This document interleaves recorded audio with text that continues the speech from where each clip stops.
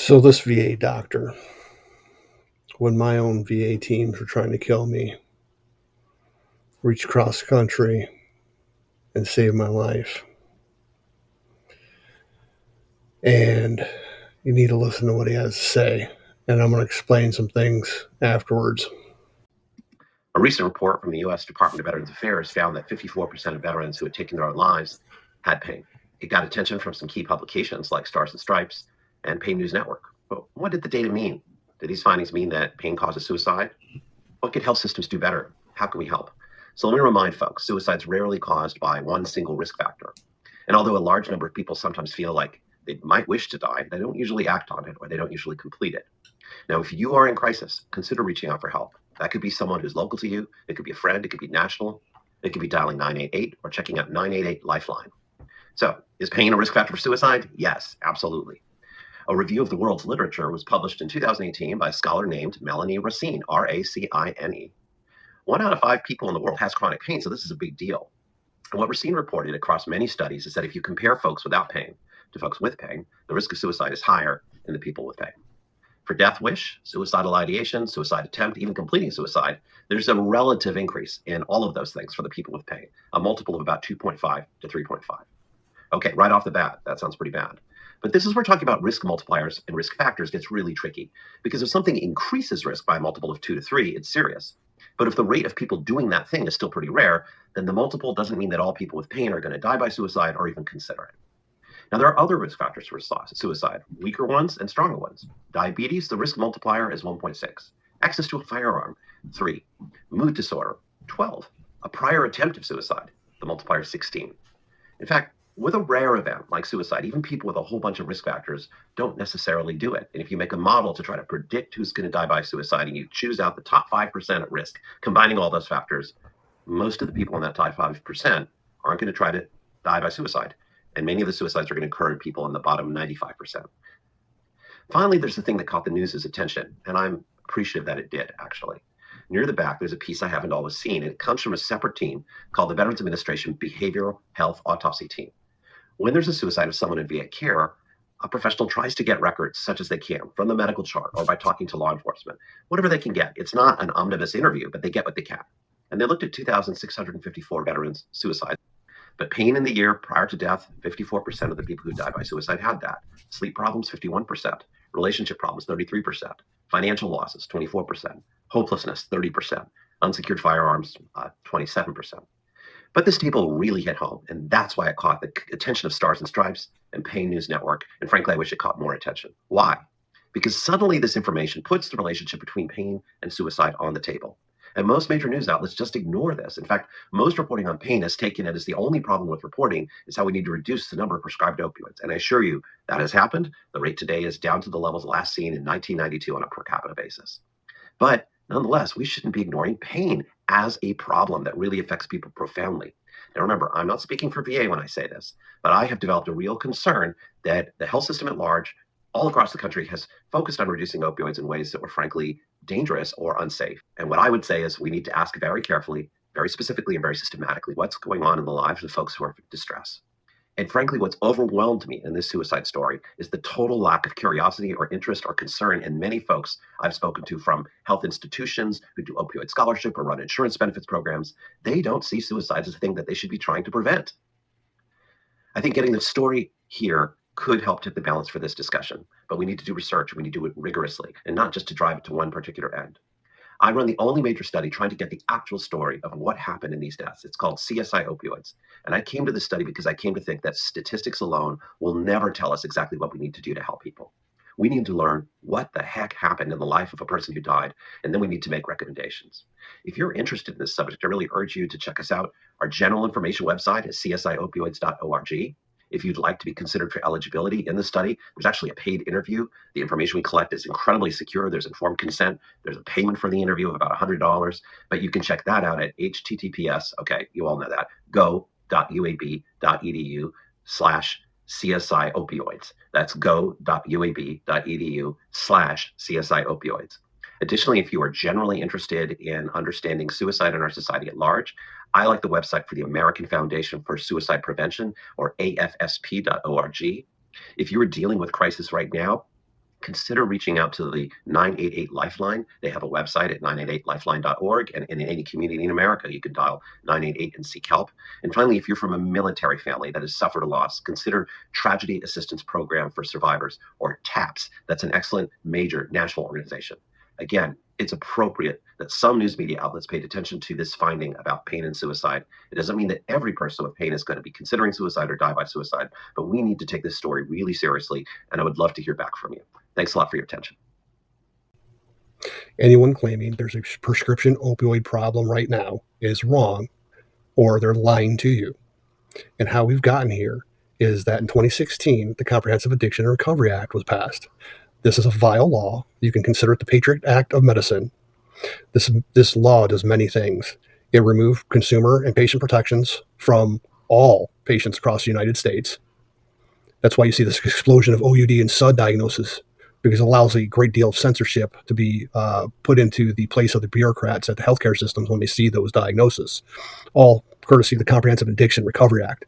And not only with that, it also went in, and what it does is it bans all metrics regarding patient satisfaction with pain management and opioids through the removal of federal reimbursement dollars and research dollars if that healthcare system utilizes a metric to capture those data points. That's why these addicts like Governor DeWine, and I say addicts as in he is addicted to opioid money like you wouldn't believe. He just line item vetoed a protection for doctors so that he can keep the gravy train to these clinics' coffers open. And it's all done through the Comprehensive Addiction Recovery Act and the opioid war. And it's long since been about the opioid litigation money. It's something that these politicians just love. And the other part of what the Comprehensive Addiction and Recovery Act did was to lock in, and most military people will understand this. It established the facts, and it focused efforts by creating a unified message across all of government regarding the opioid crisis, except for it used at the time already outdated data in 2016 to focus those efforts. And the landscape in 2024, now 2025, is much different. Opioid production is down to 1992 levels. There's no opioid prescription problem. Doesn't mean it doesn't get overprescribed. It doesn't mean it doesn't get diverted, but it is not systemic. It's nowhere near systemic. But what is systemic is people dying out there, and the quality of care dropping, and patients being red flagged and placed on, and on a civilian side, discharged from care. So what is going on is this, and the way I know this is I currently have a VHA, I have a lawsuit against the Veterans Health Administration because I had a doctor that made records that were inaccurate, that accused me of wrongdoing simply for having the audacity to do a congressional inquiry when I couldn't get a hold of my pain management clinic for multiple months. And since that upset my provider, she used that congressional as a basis to call me aggressive. Now, from that point, everything went downhill. There's an authority within the VHA. It's called the VHA Directive 1112, entitled "The Correspondence Requiring No Reply or No Response." All right. And it's literally the no reply directive.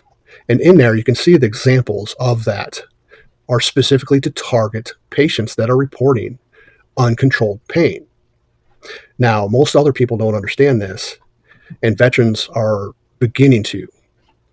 But in a 7-year period, the VA employees increased reporting of veterans as violent and disruptive threats by 50,000%.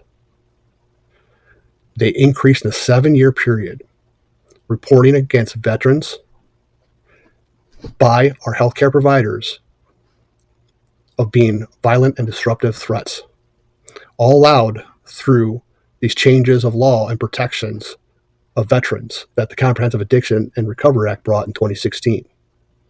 Since then, it's become open season against us. We don't have any patient rights, and any kind of allegation can get you a secret flag. The majority of veterans with behavioral flags do not even understand that they have a behavioral flag, because VA, as the OIG found more than a decade ago, made a deliberate effort or deliberate decision to not comply with the law, and they've been doing it since. And they made a deliberate decision to not comply with the OIG findings to continue to secretly flag veterans without notification. And then they try to hide behind that it really is supposed to mean an order of behavioral restriction. It's not what the law says. And they're not even letting these veterans know about the orders of behavioral restriction. But what's more is, when I'm putting together my lawsuit against the VHA, I had to work a lot with the Office of General Counsel. One of the things that the Office of General Counsel discovered was that a patient record flag on a veteran does not archive.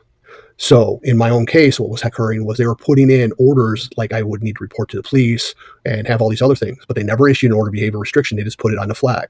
Luckily, my doctors recorded this, because what happens is, when inquiries started coming in to VA Ann Arbor about what was happening in my care, they changed the verbiage on the flag not to get caught with the civil rights violations, and because it doesn't archive. And again, this is the Office of General Counsel, the one who's informed me that it doesn't archive, and that's how they end up getting away with it. So the entire thing is in a corrupt system that abuses the civil rights of veterans. And when you couple it with this no reply order, that allows for, so the way the verbiage reads is, so if the VHA responds twice to a veteran's complaint, they can then assign you to the no reply status. So imagine you're a veteran, you're in pain, and you're in pain management, and they provide you with whatever care. It doesn't really work. They provide you another line of care. It doesn't really work. You make a complaint, nothing really changes. Then they dump you to whole health, which is, everybody knows the pattern, right? So, from pain management, you're being discharged from pain management, they'll dump you to whole health, whatever else. You make another complaint, right? So now you got a couple complaints in there. They flag you, and they assign you to the patients requiring, or correspondence requiring no response. Now that is to Congress, which is protected under 3817-33. You have a protected right to communicate with Congress, but the VHA has removed that right from you with no due process. They've also done it with the White House line and oversight. Again, this is VHA 1112. The VHA, on their own authority, has removed veterans' civil rights and the protections that 3817-33 provides. I'm challenging it. I'm doing what I can to fight back. But again, this is a systemic issue that is occurring against veterans. You make a couple of complaints. They then say that's harassment. They assign you to this no reply. They red flag you. They put restrictions on you. And within a few months, you'll be justice involved, all because they left you in uncontrolled pain. It's the most corrupt system, and it's going on across the country. And that's what's happening. So here's another example, right? You hear these scumbags talk about the trust scores, right? Oh, VA's trust scores are going up. Well, this is how it happens. So the clinic has, say, their bottom 10% of veterans that complain about terrible pain management care, whatever. Okay, so then they go in, they say they're disruptive, or they're violent, or they're scared, or whatever of these veterans. Those veterans then get flagged. You know what those veterans don't get anymore? Trust surveys. Yeah, this is how they do it. So they call the veterans violent. They call the veterans that they have opioid use disorder, or they have SUDS, right? And then they remove their lowest rating patients from getting surveys. And of course, the scores go right up. Perfect example, everybody knows that something awful is going on out of Augusta. Everybody knows that. Well, if you look at the flags, in just a three-year period, Augusta's red flagged 400% more veterans in that 3-year period. Well, their trust scores went up, though. I wonder how that happened. It is corrupt. They're using these opioid and workplace violence laws to remove our rights and target us. It's no longer safe to go to VHA. They're Baker acting and involuntarily committing veterans, and they're getting away with it. Nobody's being held accountable. It's just not safe anymore. So that's what's going on. That's the other parts of the piece, parts that, Dr. Cortez, as he's talking about this lack of interest. That's why there's a lack of interest, as the Comprehensive Addiction Recovery Act has focused all these efforts of the government to, work on the opioid, crisis as they saw it in 2016. Well, it's not that time anymore. And even at the time, they were, the addiction rates are not what they try to make everybody believe they were. But again, my opinion, it's just the money grab. It's all about the opioid litigation money. That's the line item veto. Why DeWine was going after the line item veto of protections for doctors, because we got to get that money and got to get that, got to get those bank funds from those doctors. And it's it's so corrupt. But it's a great law for government. It's a great law for litigators for going after big companies. But it's hell for our patients, and it's killing veterans.